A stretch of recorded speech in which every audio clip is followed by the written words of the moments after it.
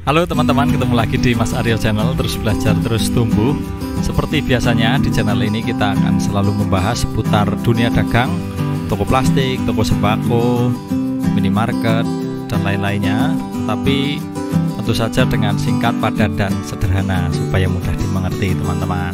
Nah, sebelum dilanjut, jangan lupa teman-teman ya, yang pertama kali mampir di channel ini, mohon dukungannya untuk klik tombol subscribe. Dan untuk teman-teman yang sudah sering mampir, jangan lupa share juga videonya untuk bisa dinikmati oleh teman-teman yang lain.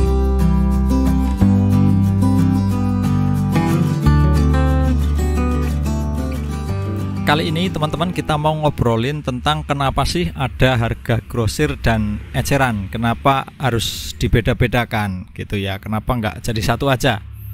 Kenapa penjual memilih menjual dengan harga grosir yang lebih murah. Apa nggak rugi? Bukankah labanya lebih banyak jual eceran? Nah, kita lihat satu-satu teman-teman ya. Nah, untuk istilah grosir sendiri, saya yakin teman-teman udah nggak asing ya, udah sering belanja di supermarket. Itu biasanya di bawah nama supermarket ada tulisannya grosir dan eceran gitu, atau retail dan grosir gitu kan. Nah, terus apa artinya grosir itu apa sih? Maksudnya apa sih? Nah, grosir itu kan sebenarnya untuk menunjukkan harga yang lebih murah ya. Tetapi ada tapinya, itu harus membeli lebih banyak. Misalnya kalau satu barang itu ya, satu piece itu harganya Rp5.000. Nah, kalau 3 piece mungkin nanti harganya jadi Rp4.800 gitu ya. Nah, itu harganya turun, tetapi jumlah pembeliannya harus lebih banyak, wajib gitu ya. Nah, harga grosir ini membawa keuntungan kepada dua pihak ini, baik pihak pembeli maupun penjualnya. Pembeli ini dapat keuntungan dari harga yang lebih murah ya. Kalau harga grosir kan lebih murah. Nah, sementara pedagang dapat keuntungannya dari pembelian yang lebih banyak oleh si konsumen ini. Jadi si penjual jadi bisa menjual lebih banyak gitu. Dan itu hitungannya nanti berlipat-lipat teman-teman, kali berapa konsumen yang membeli gitu ya. Nah, harga grosir ini adalah hasil dari leveling harga atau membuat harga menjadi bertingkat. Nah, sebenarnya bertingkat ini nggak cuma dua teman-teman, nggak cuma grosir dan eceran. Nanti kita akan bahas ya. Nah, untuk kalian sekarang yang tokonya udah punya stok yang cukup banyak gitu ya, kalian bisa mulai mencoba juga untuk menerapkan leveling harga atau menerapkan tingkatan-tingkatan harga berdasarkan kriteria-kriteria tertentu yang kalian bisa tentukan sendiri. Jadi mau berdasarkan konsumen atau berdasarkan quantity, kalian bisa tentukan sendiri. Nah, sekarang kita lihat ya, tujuannya apa sih, manfaatnya apa sih, kenapa kita harus membuat harga ini berjenjang, kenapa harus ada harga grosir segala teman-teman. Yang pertama, ini fungsinya untuk meningkatkan volume penjualan. Jadi kalau orang semula mau beli satu, karena beli 3 ada potongan harga, orang jadi mempertimbangkan lagi. Nah, sebagian nanti akan memilih ya udah deh beli 3 saja, karena mungkin setiap hari kan pakai ya, daripada bolak-balik. Nanti toh juga membeli sampai 3, akhirnya beli 3 sekalian. Itu yang pertama, jadi meningkatkan volume penjualan barangnya. Terus yang kedua itu memberikan kesan murah teman-teman. Jadi tokonya jadi terkesan murah karena ada label grosirnya itu tadi. Kemudian di sisi produk itu juga jadi terlihat lebih murah, karena yang semula Rp5.000 bisa jadi Rp4.800. Misalnya seperti itu. Itu memberikan kesan murah kepada konsumen. Nah, yang ketiga teman-teman, manfaatnya memberikan harga grosir kepada konsumen itu meningkatkan nilai atau meningkatkan value dari tokonya. Tokonya jadi dianggap sebagai toko grosir. Otomatis image dari toko grosir adalah toko besar.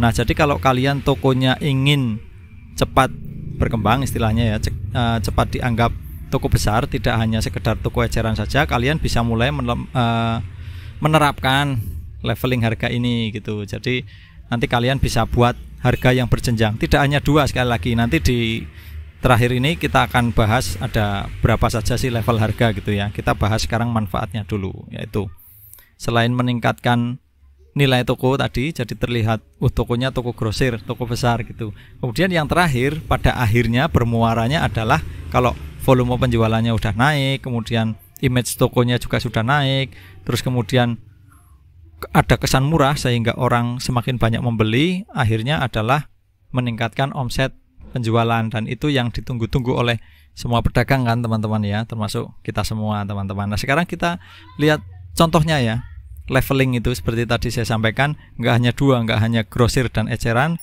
tapi bisa sampai 4 level bahkan teman-teman. Teman-teman, untuk toko-toko tertentu dengan kapasitas stok yang sudah mumpuni biasanya bisa sampai membuat 4 level harga. Yang pertama itu harga eceran. Harga eceran itu harga umum yang dijual ke semua orang, entah orang lewat mampir atau entah siapa yang datang membeli dalam satuan yang kecil, itu biasanya dengan harga eceran. Ini biasanya kalau dihitung dengan laba mungkin sekitar 10-20% laba itu di eceran. Kemudian di level yang grosir itu dibagi 2 teman-teman. Jadi ini level yang kedua adalah grosir umum.